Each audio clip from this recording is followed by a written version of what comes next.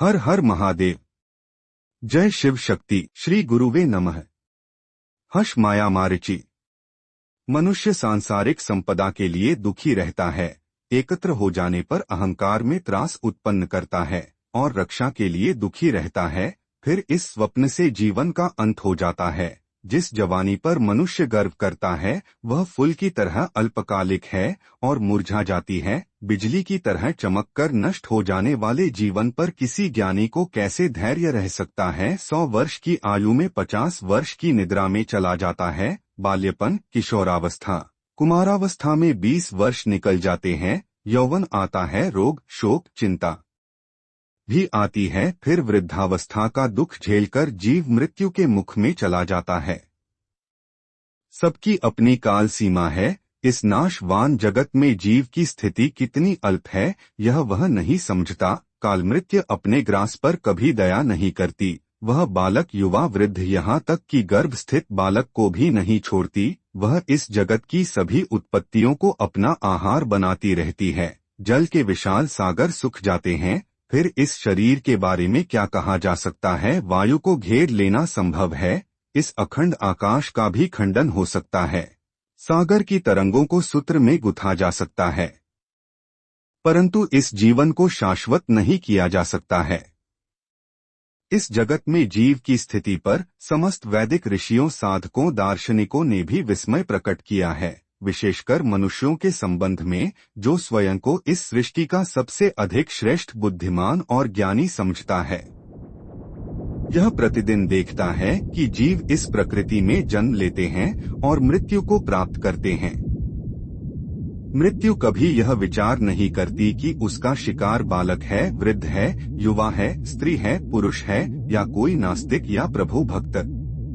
फिर भी यह ज्ञानी मनुष्य स्वयं को शाश्वत समझकर जीवन जीता है। वह यह कभी नहीं विचारता कि वह कहाँ से आता है, कहाँ चला जाता है। यह इस रहस्यमय ब्रह्मांड में वह कौन है या यह ब्रह्मांड क्या है। वह इसकी वास्तविकता को झुठलाकर अपनी अनुभूतियों के मायाजाल में भटकता रहता है और धन, संपत्ति, नाता, रिश्ता, कामिनी, सुरा आदि में अपना अमूल्य जीवन नष्ट कर देता है।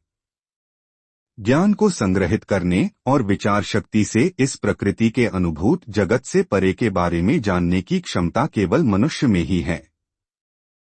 इसलिए मनुष्य के जन्म को सभी ने अनमोल माना है, परंतु यह मनुष्य समस्त शक्ति रहते हुए भी अपनी शक्ति इस प्रकृति के लोगों को भोगने और संग्रहित करने में नष्ट कर देता है।